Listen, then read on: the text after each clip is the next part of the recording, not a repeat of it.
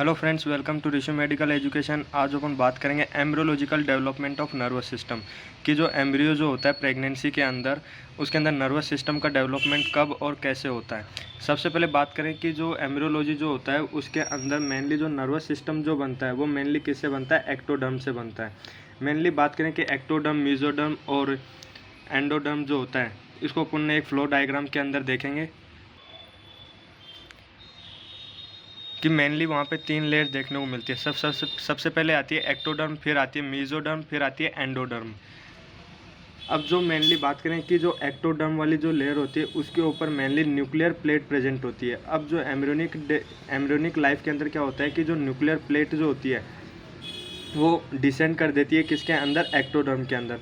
और as soon as जब days के अंदर वहाँ पे जब एम्ब्रियोनिक लाइफ के अंदर जो न्यूक्लियर प्लेट होती है, सबसे पहले तो एक्टोडर्म जो लेयर होती है उसके अंदर डिसेंड करती है। उसके बाद में जो न्यूक्लियर प्लेट जो होती है वो धीरे धीरे करते हुए कहाँ पे डिसेंड कर देती है, मेसोडर्म वाली जो लेयर होती है वहाँ तक ये डिसेंड कर देती है। जिसके वजह से क्या होता है कि जो न्यूक्लियर प्लेट की जो अपर वाली जो लेयर जो होती है वो वहाँ पे बाहर की ओर रह जाती है, और जो इनर मोस्ट वाली जो न्यूक्लियर प्लेट जो होती है वो सिर्फ मेसोडर्म वाली जो लेयर होती है वहाँ पे डिसेंड कर देती है। तो जो ऊपर वाले जो पार्ट है उसको अपन ने क्या बोला, न्यूक्लियर क्रेस्ट। और जो डिसेंड कर गई है किसके अंदर, मेसोडर्म के अंदर, उसको अपन क्या बोलते हैं, न्यूरल ट्यूब।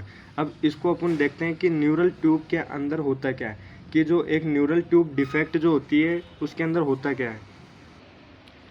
अब बात करें कि जो एंटेरियर न्यूरोपोर और पोस्टेरियर न्यूरोपोर, जो मेनली जो न्यूरल ट्यूब जो होती है उसके मेनली 2 पार्ट होते हैं। एक तो होता है एंटेरियर न्यूरोपोर और एक होता है पोस्टेरियर न्यूरोपोर। एंटेरियर न्यूरोपोर इसलिए बोला कि ये एंटेरियर प्रेजेंट होती है, और पोस्टेरियर न्यूरोपोर इसलिए बोला जाता है क्योंकि ये पोस्टेरियर प्रेजेंट होती है।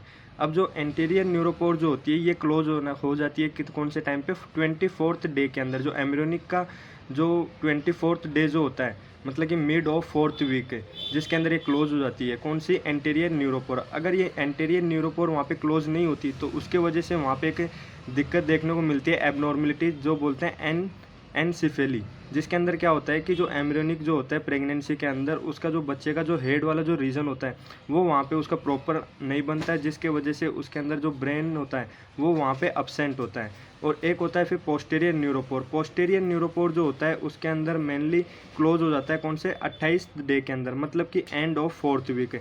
अगर वहाँ पे पोस्टेरियर न्यूरोपोर, मतलब कि जो नीचे वाला जो न्यूक्लियर प्लेट का जो होल होता है, अगर ये प्रॉपर अमाउंट के अंदर वहाँ पे क्लोज नहीं होता तो जिसके वजह से वहाँ पे अपने को क्या देखने को मिलता है, स्पाइनल बाइफिडा।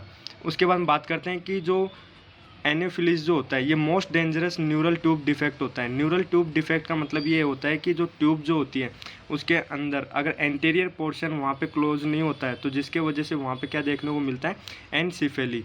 और most common neural tube defect जो होता है वो कौन सी होते हैं, स्पाइनल बाइफिडा ओकल्टा। और मोस्ट डेंजर स्पाइनल बाइफिडा जो होता है वो होता है रेचेस्केसिस।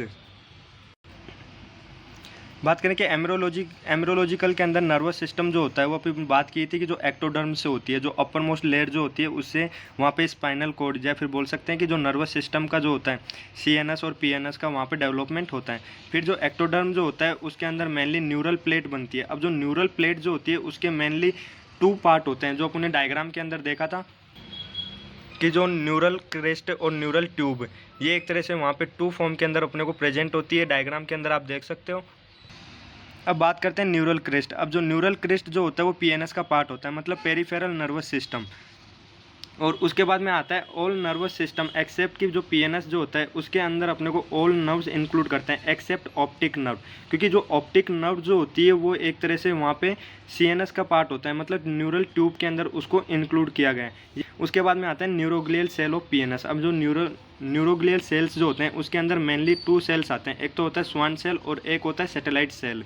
और इसके अंदर भी एक एक्सेप्शन देखा जाता है कि जो मेनिंजेस जो होते हैं ब्रेन के अंदर, ड्यूरामेटर जो होता है वो मेसोडर्म से बना होता है, इसलिए उसको भी वहाँ पे इसके अंदर इंक्लूड नहीं किया जाता है। फिर आता है न्यूरल ट्यूब। अब जो न्यूरल ट्यूब जो होता है उसके अंदर मेनली सीएनएस को अपन इंक्लूड करते हैं, मतलब कि ब्रेन और स्पाइनल कोड।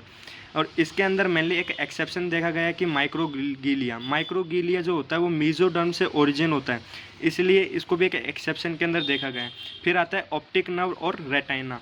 ये कुछ यहाँ पे अपने को न्यूरल ट्यूब के अंदर देखने को मिलता है। और एक जो इम्पोर्टेंट जो पार्ट जो होता है न्यूरल ट्यूब के अंदर उसको इंक्लूड किया गया है, वो कौन सा होता है, पोस्टीरियर पिट्यूटरी। जो पोस्टीरियर पिट्यूटरी जो होता है उसको अपन न्यूरो हाइपोफिजिकल ये भी बोलते हैं।